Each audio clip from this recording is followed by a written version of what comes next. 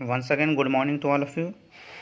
Today, we'll once again start to write questions answer of lesson 5, Children and Sports. So, today, in second day, the question number 5. Question number 5, discuss the weight training. Answer, weight training is one of the oldest methods to develop the strength and endurance.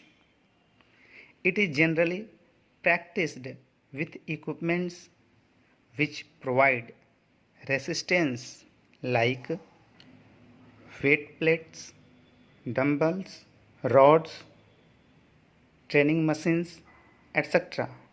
This training depends upon the principles of overloading. Weight training should be performed under the expert coach in proper way. It consists the various exercises like isotonic, isometric, isokinetic exercises. जैसा कि weight training एक हमारी oldest methods है हमारे strength को develop करने के लिए, हमारे एंडोरेंस को डेवलप करने के लिए. यह एक्सरसाइज स्टैटिक तरीके से भी परफॉर्म की जाती है और डायनेमिक तरीके से भी, means without external movement of the muscles. Static तरीके से और एक्सटर्नल मूवमेंट के साथ यानी डायनेमिक तरीके से भी परफॉर्म की जाती है. बट ये एक्सरसाइज हमें एक्सपर्ट के अंडर में और एक सिस्टमेटिक तरीके से परफॉर्म करनी चाहिए. बिकॉज वेट ट्रेनिंग जब हम किसी मशीन्स का यूज करते हैं, रॉड्स का यूज करते हैं, तो हमारे मसल्स की स्प्रेन और स्ट्रेन के चांसेस रहती हैं, खींचने की चांसेस रहती हैं, इंजरीज की चांसेस बन रहती है. इसलिए हमें किसी एक्सपर्ट कोच के अंडर में ही ये प्रैक्टिस करनी चाहिए. एक्सरसाइज करने से पहले, वेट ट्रेनिंग से पहले हमें प्रॉपर बॉडी की वार्म अप भी कर लेनी चाहिए. Question number 6, discuss the advantages of weight training. Weight training के एडवांटेज क्या हैं? Answer, increase strength, provides good posture, controls body wait, improves diet,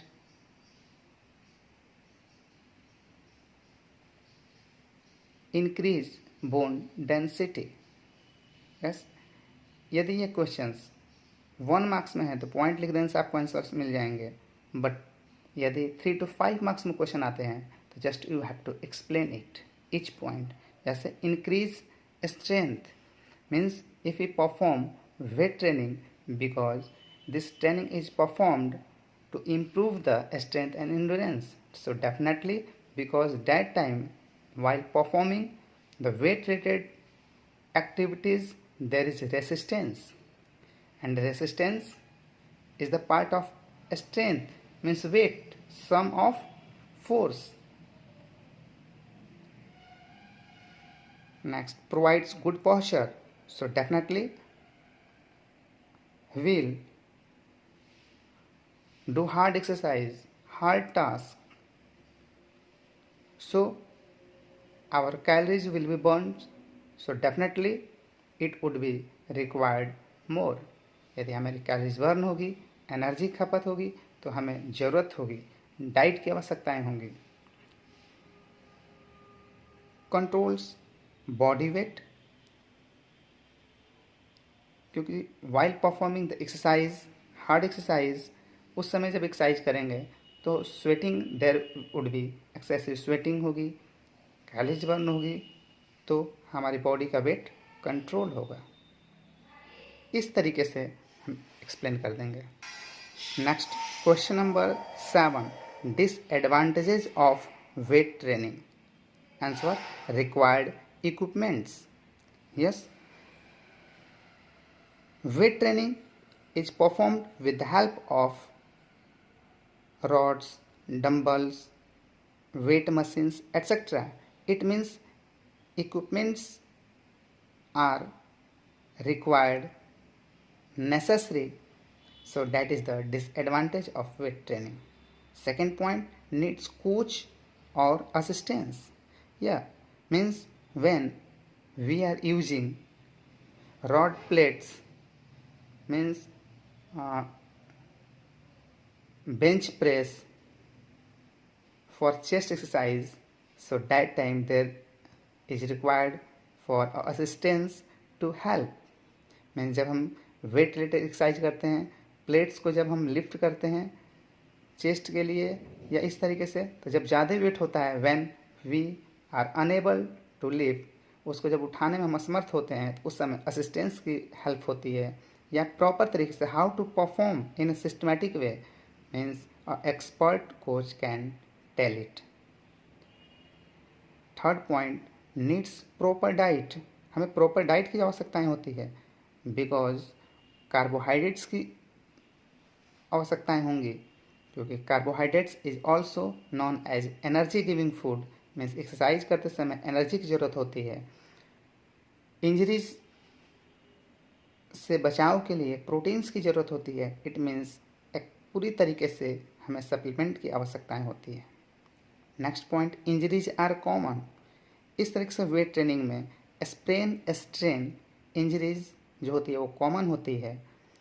means कोई भी चीज़ अगर गलत तरीके से ज़्यादा वेट हो जाए, ओवर स्ट्रेस के साथ हम एक्सरसाइज करते हैं, तो ओवर स्ट्रेस के चलते हमें स्प्रेन होता है और स्ट्रेन होती है, इसलिए इंजरीज इसमें कॉमन होती है. Steroids are used. Means steroids जो होती है, it is a type of chemical drugs. ये क्या होता है, जैसे स्टेरॉइड्स, स्टिमुलेंट्स इज कॉमन. ये कॉमन होती है एक जिम और जो वेट ट्रेनिंग वाले जो होते हैं, इस तरीके से स्टेरॉइड्स वो लेकर अपने पावर को इम्प्रूव करते हैं. तो ये सब डिसएडवांटेज हैं. Next question number 8. Question number 8, define posture. Posture is the systematic arrangement of the body parts with its limbs. It may be static or dynamic, as sitting, standing, walking, reading, etc. According to doctors, posture is soundness of physiological balance of body. यानी कि जो हमारी body posture है, ये हमारी body की जो positions होती हैं वही पोस्चर कहलाती है. यानी कि हमारी जो बॉडी लिम्स है उसी से रिलेटेड, उसी को सेंटर में लेते हुए हमारे जो जितने बॉडी के पार्ट्स हैं उसको सही तरीके से अरेंजमेंट में रखना ही बॉडी गुड बॉडी पोस्चर कहलाता है. वह स्टैटिक भी हो सकता है और डायनेमिक भी हो सकती है. स्टैटिक जब हम सिटिंग हैं तो that is also sitting posture, और ये स्टैटिक हो गया. डायनेमिक जस्ट एज वॉकिंग में हमें एक अच्छे बॉडी अरेंजमेंट की ज़रूरत होती है, सही तरीके सिस्टमैटिक तरीके से अरेंजमेंट की ज़रूरत होती है. बट उस समय हमारी बॉडी मूवेबल होती है, मूव करती है. इट मीन्स डायनेमिक पोस्चर में होती है.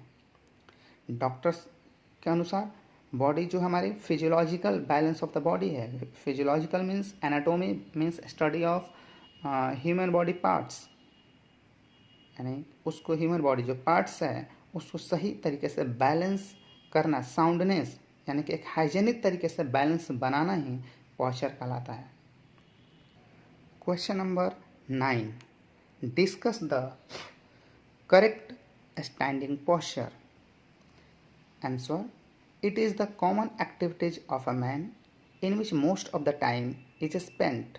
The body is held upward, upright position. Feet should be apart about 8 to 12 inches and parallel to each other. Head should be straight, shoulder, hips, knees in a straight line with ear side. The weight of the body means the center of the gravity should be with the center of the feet. अर्थात जो हमारी correct standing posture जो होती है, ये common एक activities होती है. स्टैंडिंग पोजीशन एक इंसान की जिसमें मैक्सिमम टाइम वह अपना व्यतीत करता है. एक सही स्टैंडिंग पोस्चर के लिए हमारी बॉडी ऊपर की तरफ यानी कि सीधी होनी चाहिए. हमारी जो फीट है शुड बी अपार्ट, जो पैर है वो फीट वो क्या होनी चाहिए, अपार्ट अबाउट 8 to 12 इंचेज, 8 से 12 इंच की गैपिंग होनी चाहिए जब हम नॉर्मली तरीके से खड़ा होते हैं. तो न कि एकदम क्लोज करके लेग खड़े हो जाए, न कि ज़्यादा एकदम गैपिंग करते हैं. मीन्स 8 to 12 इंच की गैपिंग करके और दोनों पैर पैरेलल होनी चाहिए, एक दूसरे के समानांतर होनी चाहिए, नहीं कि एक आगे एक पीछे करके पैर गैपिंग करके खड़े हैं, वो सही पोस्चर नहीं है। आपकी हेड, शोल्डर कंधा, हिप्स, नी, आपके जो कान ईयर्स हैं वो साइड एक लाइन में होनी चाहिए। इट मीन्स ईयर जो आपके आगे निकलेंगे, इसका मतलब नेक ड्रॉप कर गया, बैड पोस्चर हो गया। आपकी जो वेट होती है उसकी जो सेंटर ऑफ द ग्रेविटी जो आनी चाहिए वो आपके पैरों के दोनों पैरों पर बराबर आनी चाहिए। Now question number 10 discuss the corrective sitting posture. Answer: it is also common activities of a man in which most of the time is spent by a person. When you sit on the chair, your back should be against the back of the chair. Head should be in a line with hips and shoulder. The arms should be on thigh or on the arm of the chair. Hips should be touched the back of the chair. Legs should be vertical in rest positions. Means जो sitting posture है ये भी एक common activities होती है इंसान की, जिसमें वो ज़्यादा समय अपना व्यतीत करता है।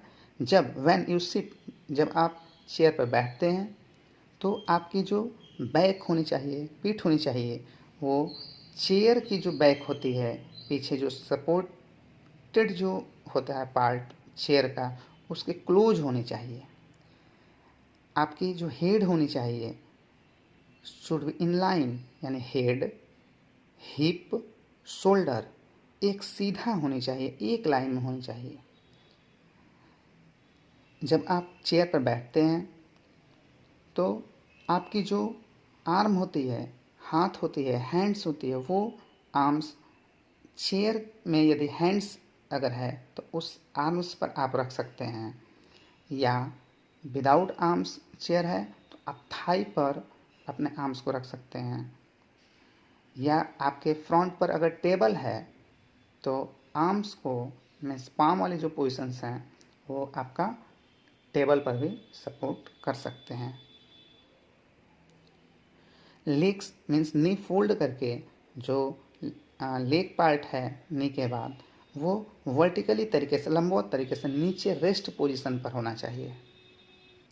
Next question number 11 what are the causes of bad posture? Answer: accident. Yes, accident also causes of bad posture. Means when you meet with an accident, and if there is fracture in your body, so definitely you will be on rest. जब आप चोटिल होते हैं, accident होता है, fracture होती है, तो आप बेड रेस्ट पर चले जाते हैं। Means for some times you are unable to walk, standing etcetera. तो दैट टाइम क्या होता है कि जो आपकी पोस्चर होती है एक ही रेस्ट पोजिशंस में, वो धीरे धीरे इम्प्रॉपर तरीके से होने लगती है, तो वो आपका बैड पोस्चर क्रिएट कर सकता है। Second point, improper treatment.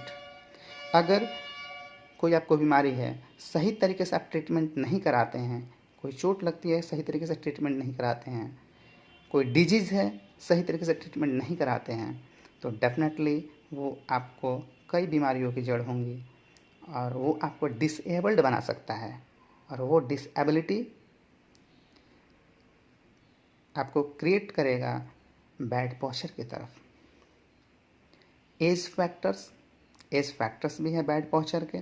जब हमारी एज जैसे से बढ़ती है, मीन्स 50 ईयर्स, 60 ईयर्स, 70 ईयर्स की तरफ जब आप बढ़ते हैं, तो आपकी बोन डेंसिटी जो होती है वीक होती है। Skins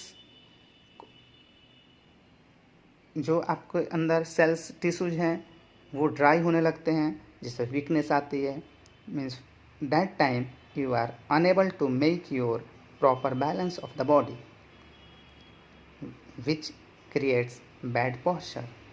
Next, bad shoes or clothing. Fifth point, bad shoes or clothing means यदि आप बैड क्वालिटीज़ के शूज़ और टाइट फिटिंग शर्ट्स पैंट्स पहनते हैं तो तो वो भी आपको बैड पोस्चर क्रिएट करेंगे। Just as if you are wearing tight fitting shirts पहनते हैं तो चेस्ट के पास जब आप बटन यूज करते हैं तो काफ़ी क्लोज करना पड़ता है, सिकुड़ना पड़ता है बॉडी को, मीन्स शोल्डर आपके फॉरवर्ड आने लगते हैं, तो वो काइफोसिस की तरफ आपको ले जाएगा, क्योंकि काइफोसिस जो बीमारी होती है डिफॉर्मिटी, उसमें शोल्डर आपके आगे की तरफ झुकने लगते हैं। Next point 6, lakhs of nutritional diet. आपकी बॉडी में न्यूट्रिशंस की कमी होगी तो वो भी आपकी बॉडी को प्रॉपर तरीके से फंक्शंस नहीं करा पाएंगे, तो बैड पोस्चर क्रिएट होगा। नेक्स्ट क्वेश्चंस, इसके आगे जो डिफॉर्मिटीज होगी नेक्स्ट वीडियोज में होगा। Thank you.